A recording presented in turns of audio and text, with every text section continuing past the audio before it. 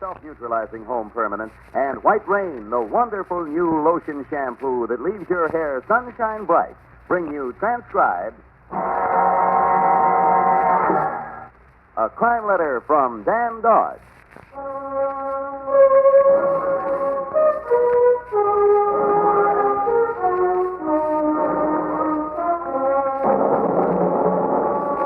Dan Dodge, portrayed by motion picture and stage star Myron McCormick. Dan Dodge, the most daring private eye, reveals to you his most private crime letter.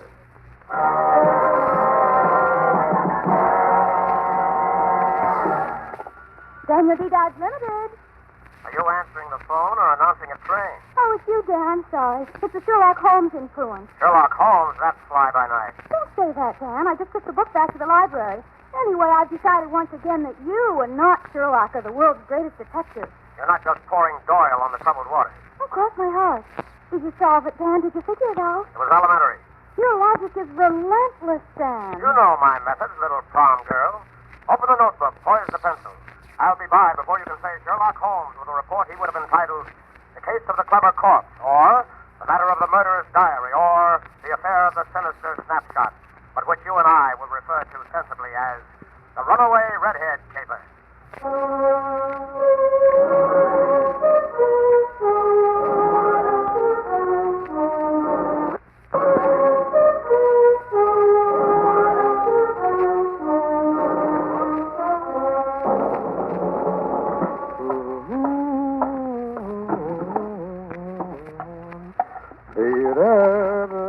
There's no police like Holmes. Is that you, Dan? Who else? Oh, Dr. Watson just called. Oh, my dear Watson. What did he say? Well, he's quite shocked, of course, but he did say you were amazing. Huh? And I agree, of course. Of course. Really, Dan, who would have believed that... Careful, careful. Don't give the plot away. Are you prepared for action, woman? Yes, sir. Pencil, sir? Notebook, sir? At ease. To Dr. John Watson, copy to Detective Lieutenant Riley. Dear Watson, it was a quiet, drizzly afternoon at Daniel D. Dodge Limited. The only sounds in the office were sizzling sputters in two different keys. One from a steam radiator and the other from my effervescent secretary who was curled up in a corner with a book. Dan, listen to this. Sherlock Holmes eyed the visitor narrowly, then before the man could speak said, beyond the obvious fact, sir, that you've done manual labor, take snuff, are a Freemason, have been in China, and have done a considerable amount of writing lately, I know nothing about you. Not bad. How did he figure it out? Observation. It's amazing, Dan. Oh, I don't know. Oh, you ought to read some of this. It might help you. I beg your pardon. Mr. Dodge, That's right. sorry to intrude. I realize, sir, that I'm a complete stranger to Did you are, sir? Beyond the obvious fact that you're a medical man, a bachelor, born and raised near Edinburgh, served in the British Army for 10 years, moved to St. Louis a few years ago, and are here in New York in search of a missing niece, beyond that, I know nothing about you. Dan, how did you ever? My good man, you amaze me. I never met you in my life. Elementary. The trained eye not only sees, but observes. This way, Doctor. Huh, thank you. Oh. What's that?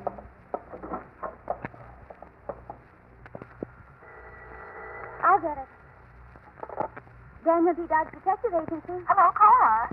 No, this is the office of Daniel D. Dodge. Oh, then it isn't Cora. These little guys are so confusing, aren't they? Well, I was just calling my sister Cora. She has so much trouble with home permanence that I was going to tell her I had just had a prom. And it turned out just so grand and was really so easy. Why, it was... I have a prom, too. Oh, do you? Isn't it marvelous? No fussing with complicated directions. I just love it. I just got to try and get Cora again and tell her goodbye. Good luck. Whew. What a radio commercial she'd make. Hello? Hello, Cora. He doesn't have the luck.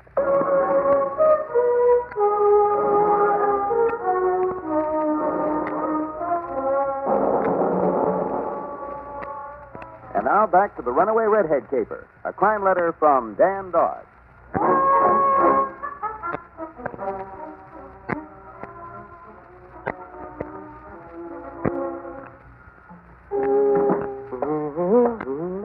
Susie! Dan? Dan, what are you doing here? I'm about to dictate my report, and don't accuse me of kicking the format around. I realize I didn't call, but things went along You swimmingly. mean it's all over, that you've arrived at the solution? Well, let's say I pulled up at third base. Riley can take it from there. We'll clip the snapshot of the report. Is this the key to everything, Dan? More or less. Gee Wilkins, a boy, a girl, and a boat. Oh, Dan, it's amazing how you can observe and deduce things from other things when, well, I can't even... Quick, Susie, the pencil. Ready? All right, Dan. But, how did To you... Dr. John Watson, Hotel Francis, copy to Detective Lieutenant Riley. Dear Watson, because of your prior involvement with Riley and my own innate modesty, I am withdrawing from the case and placing a copy of this report... Susie? Susie! Huh? Oh, I'm sorry, Dan. What now? I was observing. I was trying to make some deductions from the picture like you did. Later, sweetheart. Let's put it aside for now. The girl is the outdoor masculine type, right? You couldn't be wronger just because she's sitting on a rock out in the Oh, air. it's not that. She buttons her coat on the wrong side. Huh? On the man's side. Oh, that's very good. We'll play some more after we finish the report. Dear Watson, because of your prior involvement with the... I've got that, Dan. You may go, Susie. Out for a cup of coffee, anything. Here's a dime. Oh, what's the matter, Dan? Did I say anything? You did. Oh, I'm sorry. What? Never mind, dear. Just go. Leave me alone with my picture. You mean she isn't the masculine type, Dan? Go. Oh, all right, Dan. But I'll be back. Take your time. Find a triple feature somewhere.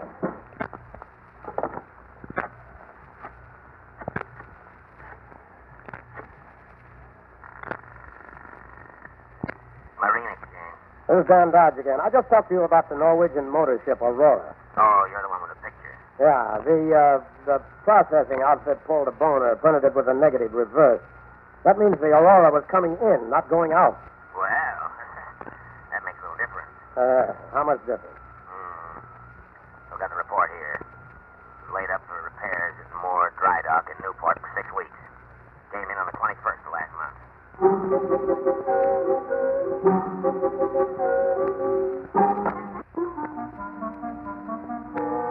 And there you are, Watson. As I said at the beginning, it was elementary. Period. Very truly yours. Well, Nothing.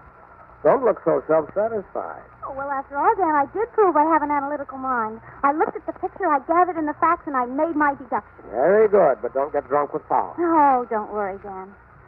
But now that it's all over, tell me, why did she button her coat on the wrong side? That sounds more like my girl.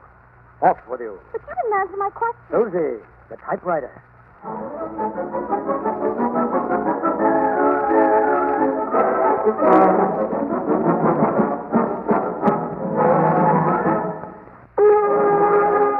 Here it is, Dan. 3 copies. It's so good to me.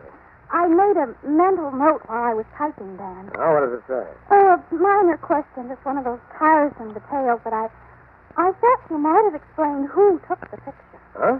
Well, Jimmy and Miss Sutherland were in it, Dan. Who took it? Oh, well, it was one of those gimmicks on the camera. You pull a lever back, it runs quick, and pretty soon it snaps itself. And that, sweetheart, is our last deduction for tonight. But, Dan, you still haven't explained why she buttoned her coat on the wrong... Sweetheart, we have a partnership, you and I. You with your flying fingers and me with my big flat feet. Let's keep it that way. But aren't you ever going to tell me? I'm going home now. I'm going to have a nice shower and a tall drink, and then maybe I'll call you, and we'll trace the thing out together. Well, all right. Good night, Dan. Good night, sweetheart.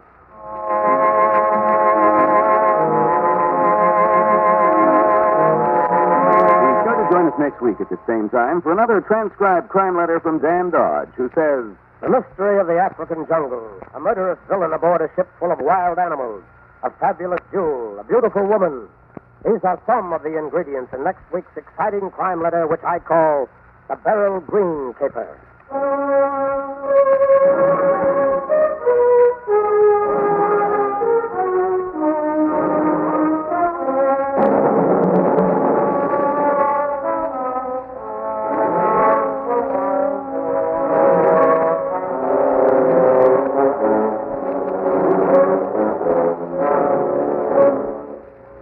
Crime Letter from Dan Dodge, a White Rosenberg production written by Harold Swanton and starring Myron McCormick with Shirley Eggleston, Leon Janney, Arlene Walker, Stuart McIntosh, and Cliff Hall, is brought to you by Prom, the new, easier, self-neutralizing home permanent, and White Rain, the wonderful new lotion shampoo that...